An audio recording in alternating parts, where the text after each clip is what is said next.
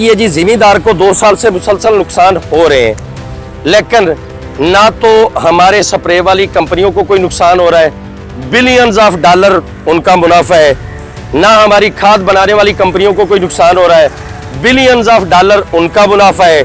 आप इसी साल का रिकॉर्ड 2025 का या 24 का उठा के देख लें, वो तो खरबों रुपए मुनाफे में जा रहे हैं। हमारा जिमीदार जो है वो मुसलसल नुकसान में जा रहा है। जब हमारे जिमीदारों के कुर्बानी के जानवरों की बात होती है छोटी ईद के फौरन बाद, तो सबसे पहले आपकी ताजर माफिया मीडिया के ऊपर तस्वीरें बीमार जानवरों की लगाना शुरू कर देता है जिमीदारों को लूटने के लिए। वो ऊपर बीमार जानवरों की तस्वीरें लगाता है, जी ये लंपी स्किन की मरज आ रही है, ये फलां आ रही है, फलां आ रही है, ताकि जिमीदार से ये जानवर सस्ते हो जाएं। 4 लाख का था, 3 लाख उसका एक्सपेंस आया हुआ है। इन्होंने उसको मर्जें दिखा दिखा के तस्वीरें आपको ऊपर नजर आ रही हैं कि ये लंपी स्किन की मरज आ रही है, फलां आ रही है, दिखा के 1 लाख रुपए में लिया होता है। तो वो ही जब वो डर जाते हैं, वो जानवर इनके हवाले कर देते हैं। आखिरी महीना बड़ी ईद से 1 माह पहले टोटल जानवर हर चीज ताजर के पास पहुंच जाती है। उसके पास पहुंचने के बाद वही आपको 10 लाख का मिल रहा होता है, नाम लग रहा होता है कि जिमीदार का जानवर महंगा है। अस्सलाम वालेकुम नाजरीन, मैं आपका host Bagli Baloch advance farming TV YouTube channel से। नाजरीन, 2 साल से हमारे सारे जिमीदार भाई बहुत सारी तकालीफ में है, लेकिन हर महीने बाद 2 महीने बाद एक नई उम्मीद की किरण आती है कि चलें, इससे नुकसान हो गया तो अब ये कर लेंगे, इससे नुकसान हो गया तो अब ये कर लेंगे।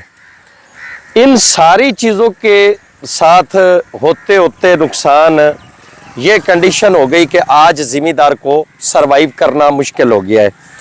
ये जो कड़वी चंद बातें मैं करने लगा हूँ हुकूमत वक्त से, उससे पहले मैं ये बताता चलूँ कि किसी भाई ने अगर ये समझना हो कि मैं हुकूमत वक्त का मुखालफ हूँ, तो मेरी बाग अली के नाम से जो मेरा फेसबुक आईडी है, इन्हीं जो पीछे वाले इलेक्शन गुजरे उस पर जाके देख ले, 15-20 मेरी रील्स या पोस्टें जो है ना उस पर शेयर की मौजूद हैं।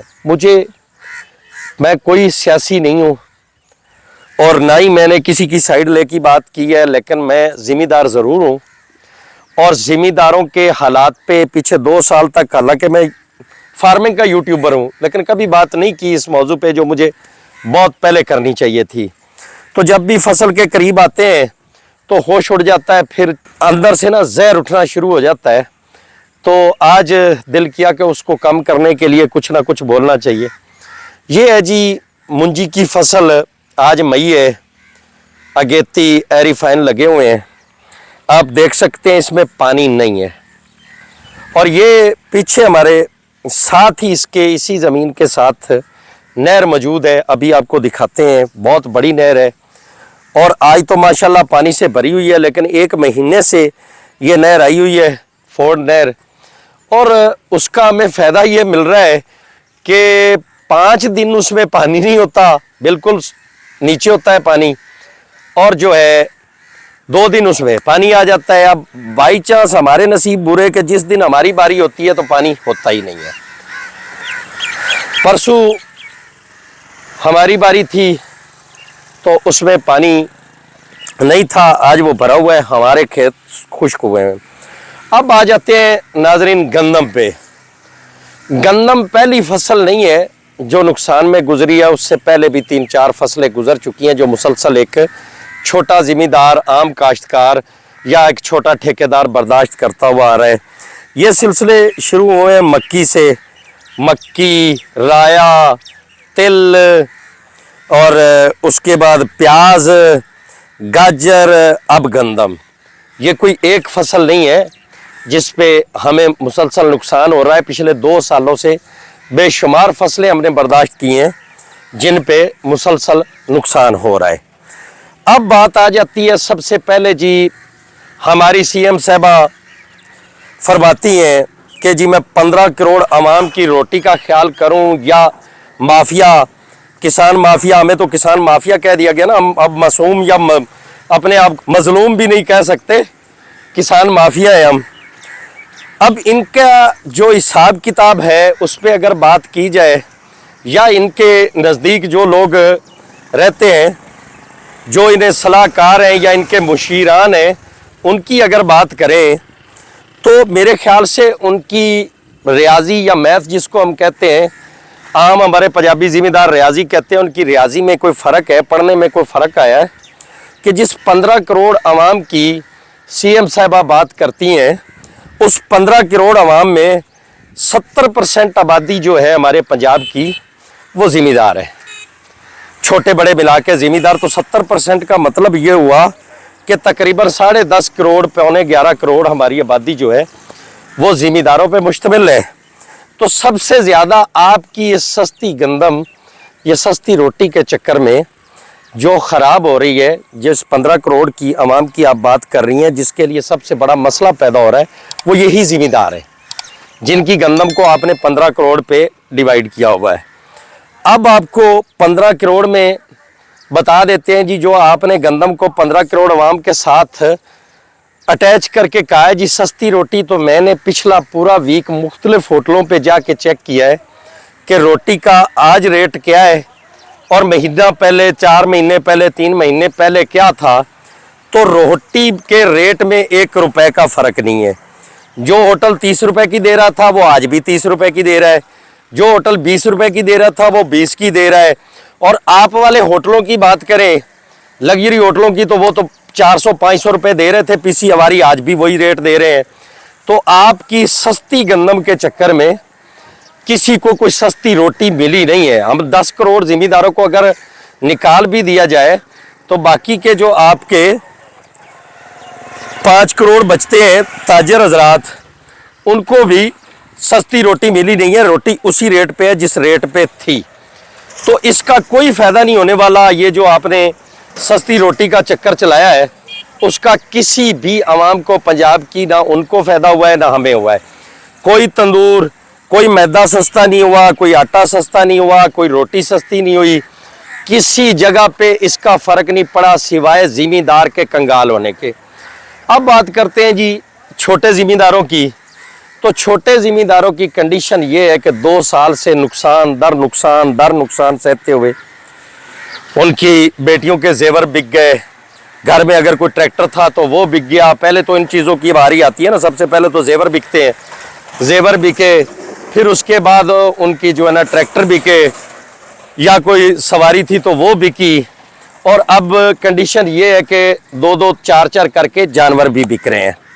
अब बात निकल आई है जानवरों की, तो जानवर पे बात कर लेते हैं। जानवरों की ये कंडीशन है कि आपने फसलों का तो सस्ती करने के चक्कर में जो आपने 15 करोड़ आवाम की बात करते हैं, जिसमें से 10 करोड़ है ही सिर्फ ज़िमीदार, तो उन 10 करोड़ की जान आपने 5 करोड़ ताजर माफिया को अमीर करने के लिए उनकी जान जो निकाली है, उसके अब जानवरों पे आ जाते हैं। तो दूध का देख लें, पहले तो आपने उनकी फसलों का बेड़ा गर्क कर दिया। अब पकड़ लें जी, आपने दूध 100 रुपए का ऐलान कर दिया, तो जो वही आ जाती है हमारी ताजर माफिया जिसको हम दूधी कहते हैं, उन्होंने 75 रुपये लेना शुरू कर दिया है। हालांकि भैंस का 1 लीटर दूध प्रोड्यूस करने में ज़िमीदार को तकरीबन 120-25 रुपये खर्च आता है। तो अब जब इस पर भी वो सर्वाइव नहीं कर सकेगा तो जानवर बेच देगा। जानवर बिक जाएंगे तो आप दूध फिर ऑस्ट्रेलिया से ले आइएगा सारा, क्योंकि दूध इतना सस्ता कर दिया है कि जो एक ज़िमीदार बर्दाश्त भी नहीं कर सकता किसी लिहाज से इतना दूध दे के 125 रुपये वो लीटर दूध पैदा करे और आपको 75 रुपये आपके दूधी को दे, जो आपको शहर में ला के आपका दूधी 100 रुपये लीटर दे दे। तो भैंसें भी अब बिक जाएंगी, गाय भी बिक जाएंगी। उसके बाद दूध आप ऑस्ट्रेलिया से ले आना। ये आ गई जी दूसरी बात। अब आ जाती है जी, आज हम खड़े हैं छोटी ईद और कुर्बानी के दरमियान में। जब हमारे ज़िमीदारों के कुर्बानी के जानवरों की बात होती है छोटी ईद के फ़ौरन बाद, तो सबसे पहले आपकी ताजर माफिया मीडिया के ऊपर तस्वीरें बीमार जानवरों की लगाना शुरू कर देता है ज़िमीदारों को लूटने के लिए। वो ऊपर बीमार जानवरों की तस्वीरें लगाता है जी, ये लंपी स्किन की मरज़ आ रही है, ये फलां आ रही है, फलां आ रही है, ताकि ज़िमीदार से ये जानवर सस्ते हो जाएं। फिर वो ज़िमीदार को डरा डरा के उनका जो 4 लाख का जानवर होता है वो 1 लाख रुपए में ख़रीदता है। ये प्रोसीजर छोटी ईद से 1 महीना बाद चलता रहता है। ताजर खरीद रहा होता है, ज़िमीदार डर के अपना 4 लाख का जानवर 1 लाख रुपए में बेच रहा होता है। फिर बात आ जाती है जब उसका पास चला जाता है ताजर के पास, ताजर के पास जाने के बाद वही जानवर आपको 15 लाख में मिलता है कराची लाहौर के अंदर, वही जानवर आपको 10 लाख में मिल रहा होता है, लेकिन जिमीदार को उस पे भी नुकसान हो रहा होता है। जो आप 15 लाख की कुर्बानी का जानवर खरीद रहे होते हैं, जिमीदार उस पे भी नुकसान उठा रहा होता है। वो कैसे कि जानवर उसका 4 लाख का था, 3 लाख उसका एक्सपेंस आया हुआ है, इन्होंने उसको मर्जें दिखा दिखा के, तस्वीरें आपको ऊपर नजर आ रही हैं कि ये लंपी स्किन की मर्ज आ रही है, फला आ रही है, दिखा के 1 लाख रुपए में लिया होता है। तो वो ही जब वो डर जाते हैं, वो जानवर इनके हवाले कर देते हैं। आखिरी महीना बड़ी ईद से 1 माह पहले टोटल जानवर हर चीज ताजर के पास पहुंच जाती है। उसके पास पहुंचने के बाद वही आपको 10 लाख का मिल रहा होता है, नाम लग रहा होता है कि जिमीदार का जानवर महंगा है। नहीं, वो कभी भी जिमीदार का जानवर महंगा नहीं है। जो जानवर महंगा मिल रहा होता है वो ताजर का ही मिल रहा होता है। ये सारी माफिया है। अब बात आ जाती है जी, जिमीदार को 2 साल से मुसलसल नुकसान हो रहे हैं, लेकिन ना तो हमारे स्प्रे वाली कंपनियों को कोई नुकसान हो रहा है, बिलियंस ऑफ डॉलर उनका मुनाफा है, ना हमारी खाद बनाने वाली कंपनियों को कोई नुकसान हो रहा है, बिलियंस ऑफ डॉलर उनका मुनाफा है। आप इसी साल का रिकॉर्ड 2025 का या 24 का उठा के देख लें, वो तो खरबों रुपए मुनाफे में जा रहे हैं। हमारा जिमीदार जो है वो मुसलसल नुकसान में जा रहा है। दूसरी बात आ जाती है जी, आप बात करते हैं जी सब्जियां महंगी, सब्जियां महंगी, इनका भी आपको बता देते हैं किस तरह से होती हैं जी। हमारे जिमीदार से मंडी 10 रुपए गाजर खरीदती है, और जो ताजर है वो शहर में वो 10 रुपए खरीद के 100 रुपए में दे रहा होता है। इसी तरह से हर सब्जी की यही हालत है। 6 माह जिमीदार का खून पसीना लेके, उसके बच्चों का जेवर बिकवा के ये जो फसल या सब्जी तैयार हो रही होती है, वो जब सब्जी मंडी में आ जाती है तो 10, 15, 20 रुपए से ऊपर केजी नहीं सेल हो रही होती। और वहां से वो ताजर जो 8 घंटे के लिए जिसने अपनी दुकान पे बाजार में वही सब्जी सजानी है, वो 100 रुपए, 200 रुपए, 10 रुपए खरीद के 100 रुपए, 200 रुपए बेच रहा होता है। और इल्जाम ये भी जिमीदार पे होता है कि जिमीदार की सब्जी महंगी है। तो इसी तरह से देखें, कोई भी कारोबारी एक बर्गर लगाता है बंदा, छोटा सा उसका स्टॉल है शहर के अंदर, 50 रुपए की चीजें खरीदता है तो 200 रुपए वो खुद तय करता है कि मैंने इस बर्गर के 200 रुपए लेने हैं। लेकिन जिमीदार अरबों रुपए लगा के जमीनों पे 6 माह पूरे खर्च करके अपना खून पसीना लगा के जब वो फसल लेके आता है तो उसकी तय करने वाला कोई और होता है। तो मैडम, रिक्वेस्ट ये है कि इन जिमीदारों की बच्चियों के जेवर मत बिकवाएं, बल्कि अब तो जेवर बचे ही नहीं है, ना जेवर बचे हैं, ना इनकी गाड़ियां बची हैं, ना ट्रैक्टर बचे हैं, ना जानवर बचे हैं, वो सब तो बिक गए हैं। अब इनके पास बची है यही जमीन, वो फरोख्त होना शुरू हो चुकी है, 4-4 कनाल, एकड़ एकड़। तो इंशाल्लाह आपका टनियोर पूरा होगा तो इनके पास जमीन भी नहीं बचेगी। फिर देखते हैं कि आप ऑस्ट्रेलिया से गंदम ले आए, दूध ले आए, जहां से चाहे आप लोग ला के उसको पाकिस्तान में दें, इनको खिलाएं। अगर भाइयों को मेरी ये बात और काविश मेहनत पसंद आए तो वीडियो को लाइक कीजिएगा, दूसरे जिम्मेदारों को शेयर कीजिएगा। पाकिस्तान जिंदाबाद। अल्लाह हाफिज।